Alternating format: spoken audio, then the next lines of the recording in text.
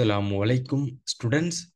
இன்றைய நாள் இந்த வீடியோவில் நாங்கள் பார்க்க போகிறது இந்த முறை ஓலெவல் ஸ்டூடெண்ட்ஸுக்கு நடந்த எக்ஸாம் பேப்பர்ட 7வது கேள்வி, பார்ட் 2ல 7வது கேள்வி தான் மிக தெளிவான முறையில் நாங்கள் பார்க்க போகிறோம். சரி, நாங்கள் டிரெக்டாக கேள்விக்குள்ள போகும். இந்த செக்ஷன் உங்களுக்கு தெரியும், இது கூட்டல் விருத்தி என்ற கன்செப்டுக்குள்ளால வந்திருக்கக்கூடிய ஒரு கேள்வி. ஸோ அதுலேயும் உங்களுக்கு இந்த முறை எக்ஸாம்ல மிச்சம் சிம்பிளான ஒரு கேள்வி ஒன்று வந்திக்குது. ஓவராலாக பார்க்குற டைம்ல இந்த இந்த முறை கணித எக்ஸாம் மிச்சம் லேசாக வந்திருக்கிறேன்னு எங்களுக்கு விளங்குது. சரி, ஓகே, டிரெக்டா கேள்வியை பாருங்க.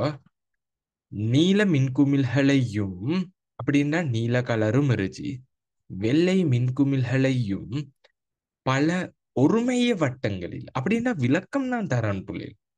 ஒரு மையமண்டா இது, இதுல இருந்து வந்த ஒரு வட்டம் இது, இந்த வட்டத்திடையும் மையம் அவரே தான். அப்ப இந்த மாதிரி வட்டம் வட்டங்கள் கூட இருந்தா அந்த வட்டம் எல்லாத்தையும் நான் சொல்லுது ஒரு மைய வட்டங்கள். சோ உங்களுக்கு ஒரு மாற தெளிவுண்டு கிடைச்சிட்டு அந்த ஒவ்வொரு வட்டத்திலையும் தான் மின்குமிழ்கள் இருச்ச போறது பிள்ளைகள். சோ தெளிவுண்டு கிடைச்சோ? ஓகே, இப்ப கேள்வி பாருங்க. ஒரு மைய வட்டங்களில் பொருத்துவதன் மூலம் ஒரு அலங்காரம் தயார் செய்யப்பட்டதாம். ஓகே தானே? நீல மின்குமிழ்கள் ஆகவும் உள்ளே இருக்கும் முதலாம் வட்டத்தில் 3 குமிழ்களும். அப்ப நீளத்தை கருதினால், இந்த நீளத்தை கருதினால் புள்ளில் அதுல ஃபர்ஸ்ட் வட்டத்துல 3 இருச்சியாம். ஒவ்வொரு வட்டத்திலும் முந்திய வட்டத்திலும் பார்க்க 3 குமிழ்கள் வீதம் கூட. அப்ப உங்களுக்கு விளங்கிட்ட 3ல தொடங்கி 3 கூடு. அப்ப 2வது 6, 3வது 9, இப்படி கொண்டு என் கோலம் போற. சரி, அதே நேரம் வெள்ளை கலருக்கு தந்துருச்சு. இதை பாருங்க. குமிழ்கள் ஆகவும் உள்ளே இருக்கும் முதலாம் வட்டத்தில் 2 குமிழ்களும். அப்ப வெள்ளை நிறத்தை எடுத்துக்கொண்டால் ஃபர்ஸ்டுக்கு 2, அடுத்த வட்டத்தில் 3 குமிழ். அப்ப 3 கூடு என்று சொல்லல, அடுத்த வட்டத்துல 3 இருச்சியாம். அதற்கு அடுத்த வட்டத்தில் 4 குமிழ்களும். அப்ப ஒவ்வொன்று கூடிய மாதிரி போகுது, வட்டங்கள் இருக்குமாறு பொருத்தப்பட்டுள்ளன. அப்ப இந்த பந்தியில இருக்கக்கூடிய 2 பாயிண்ட்ஸ் தான் இந்த சைட்ல நான் எழுதி இருச்சியது. இப்ப டைரக்டா கேள்வியை பார்க்கும். முதல் 3 வட்டங்களிலும் பொருத்தப்பட்டுள்ள நீல குமிழ்களின் எண்ணிக்கைகளை முறையே எழுதுக. அப்ப நான் எழுதின மாதிரி 3, 6, 9. ஸோ டைரக்டா உங்களுக்கான ஆன்சரை பெற்றுக்கொள்ள எழும் இப்படி எழுதினார். சரி, அடுத்த கேள்விக்காங்க. 10ஆம் வட்டத்தில் உள்ள நீல குமிழ்களின் எண்ணிக்கை. அப்ப நீல கலர்ட 10ஆம் வட்டத்துல, அப்ப 10ஆம் உறுப்பை கேக்கு, அவ்வட்டத்தில் உள்ள வெள்ளை குமிழ்களின் எண்ணிக்கையிலும் பார்க்க எவ்வளவு கூடுதலாக இருக்கும் என்றுதான் கேட்டுருச்சு. அப்படின்னா பிள்ளை நாங்க இந்த இடத்துல 10வது வட்டத்துல இருச்சிய நீலத்தையும் காணணும், வெள்ளை கலரையும் காணணும். சரி, எல்லாருக்கும் தெளிவாக விளங்கினோம்.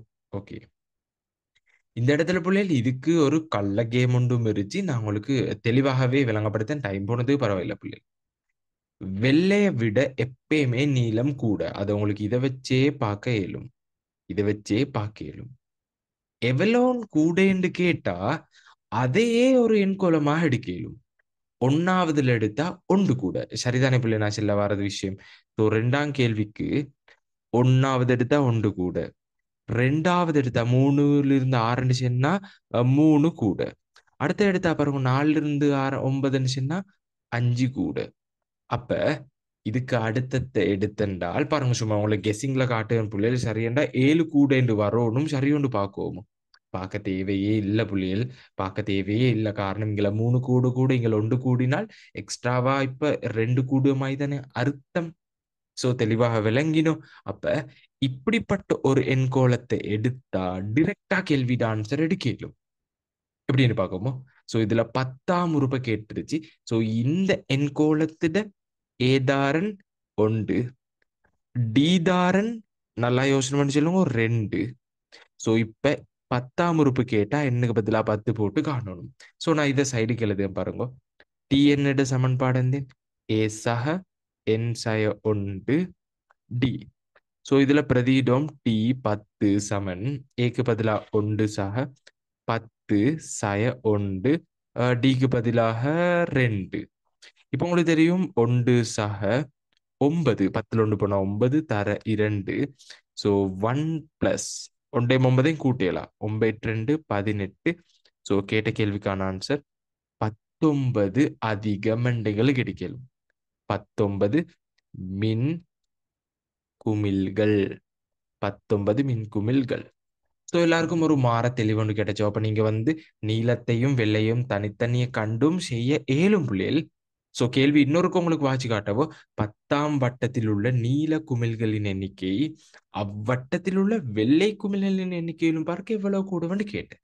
ஸோ சூப்பர்பான ஒரு மெத்தட் ஒன்று உங்களுக்கு நான் இந்த இடத்துல காட்டி தந்துருச்சு.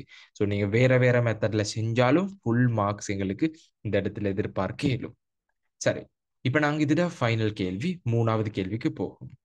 ஸோ நான் ஸ்பேஸ் போதாண்ட சுட்டியும் நான் இந்த பகுதியை நான் அழிச்சு கோரன் பிள்ளைகள். இந்த பகுதியை முழுமையாக நான் டிலீட் பண்ணி கோரன். சரி, ஓகே வாங்க பிள்ளைகள் இதுல கேள்வி பாருங்க. இந்த கேள்வியை பாருங்க.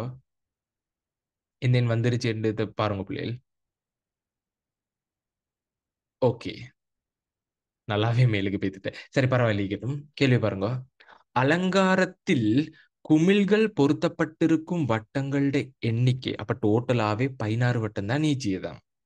அதற்காக நீல குமிழ்களினதும் வெள்ளை குமிழ்களினதும் மொத்த எண்ணிக்கையாகிய 550 போதுமென சுனில் கூறுகாம்.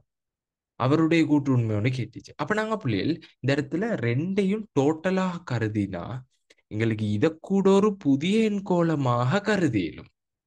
விளங்கினோ பிள்ளைகள். அப்படி நீங்க தனித்தனி கண்டு காணத்தை விட புதிய எண்கோளமாக காணுமோ. 1வது எடுத்துக்கொண்டா பாருங்க, உங்களுக்கு இப்ப மஞ்சள் கலர்ல காட்டேன். இவரையும் கூட்டினா தானே டோட்டல் 1வது. ஸோ 1வது உறுப்புக்கு 2 3 கூட்டினா 5. இதே போல அடுத்தவரையும் கூட்டுங்கோ. ஸோ உங்களுக்கு இந்த இடத்துல 9. அடுத்ததையும் கூட்டுங்கோ 13. அப்போ உங்களுக்கு இந்த இடத்துல விளங்கினோ பிள்ளைகள் 4 4 கூடு உண்டு. உண்மையிலே 4 தான் கூடணும். என்னடா இவர்ல 3 கூடி இவர்ல 1 கூடினா டோட்டலாக 4 கூடுக. ஸோ இந்த எண்கோளத்துல ஏதாருன்னு கேட்டா 5, டி தாருன்னு கேட்டா 4.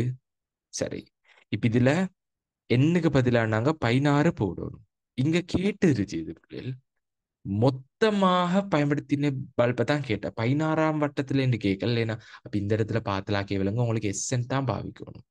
ஸோ எஸ்என்னுக்குரிய சமன்பாடு 2 இருச்சு. உங்களுக்கு 16ஆம் உறுப்பு தெரியாண்டதால நீங்க எண்ணுக்கு கீழே 2 2 ஏசக என் சய 1 டி என்ற சமன்பாட்டுல போறது கொஞ்சம் திருப்தியாக இருக்கும். ஸோ இதுல S16க்குரிய ஆன்சர் எடுத்தால் 16 2ஆல பிரிச்சு பிராக்கெட்ல 2 தர ஏக்கு பதிலாக 5 சக எண்ணுக்கு பதிலாக உங்களுக்கு தெரியும் தானே பிள்ளைகள். இப்ப இந்த பாக்ஸை நாங்க பாக்ஸ் பிராக்கெட்ல போடையிலும் எண்ணுக்கு பதிலாக 16 சய 1 டிக்கு பதிலாக 4. ஓகே, இப்ப இதுல இவரையும் சுருக்கினா 8. ஸோ 8 நார்மல் பிராக்கெட் 2 10 சக இது 15 தர 4. அதுக்கான காரணம் என்னன்னு உங்களுக்கு தெரியும். ஓகே, இதுக்கு அடுத்த கட்டத்தை பாருங்க. 8 அப்படியே வச்சுக்கொண்டு தர என்று போட்டு 15 4 60 தானே. 60 10 70. இப்ப 7 8 56 சைஃபர். ஸோ 560 குமிழ்கள் மின் குமிழ்கள் இந்த இடத்துல வந்துருச்சு. அவன் என்ன சொன்ன 550 போதுமாம். அப்ப உண்மையிலே இவட கூற்று உண்மையோ பிள்ளையோண்டு கேட்டுச்சு. ஸோ இவட கூற்று தவறானது தவறானது தவறானது. காரணம் இவர் பெரிது 550. ஸோ இதான் காரணம் பிள்ளைகள். விளங்கினோம். ஸோ அப்ப நீங்க செப்பரேட்டாக காரணம் ஒன்று கொடுக்க தேவையில்லை. தவறானது என்று கொடுத்துட்டு உங்களுக்கு தெளிவான விளக்கம் ஒன்றுக்கான முழுமையான ஆன்சரை பெற்றுக்கொள்ள இயலும். ஸோ இந்த கேள்வி செஞ்சதுல உங்களுக்கு முழுமையான மார்க்ஸ் உண்டு. 10ல் 10 எக்ஸ்பெக்ட் பண்ணேலும் பிள்ளைகள் வித்தியாசமான மெத்தட்ல செஞ்சாலும் உங்களுக்கு டைம் கொஞ்சம் கூட போறதே ஒழிய மார்க்ஸ்ல இந்த மாற்றம் வருது இல்லை பிள்ளைகள். ஸோ உங்களுக்கு இப்படி செஞ்சா ஒரு முழுமையான ஒரு மார்க்ஸ் இந்த இடத்துல எதிர்பார்க்க இயலும். ஓகே பிள்ளைகள். ஸோ கட்டாயம் கமெண்ட் செக்ஷன்ல போடுங்க. உங்களுக்கு ஃபுல் மார்க்ஸ் இதுல எதிர்பார்க்க இயலுமோ உண்டு. ஸோ அடுத்தடுத்ததாக வீடியோவையும் இதே யூடியூப் சேனல் பார்த்து கொள்ள இயலும் பிள்ளைகள். ஸோ தொடர்ந்தும் இணைஞ்சிருங்கோ. இந்த யூடியூப் சேனல்ல கட்டாயம் சப்ஸ்கிரைப் பண்ணிக்கோங்க. இந்த வீடியோ ஓகேன்னு சின்ன பிள்ளைகள் லைக் கொண்டையும் போட்டுக்கோங்க பிள்ளைகள். சரி, நாங்கள் அடுத்ததாக இன்னொரு வீடியோவில் சந்திப்போம். ஓகே.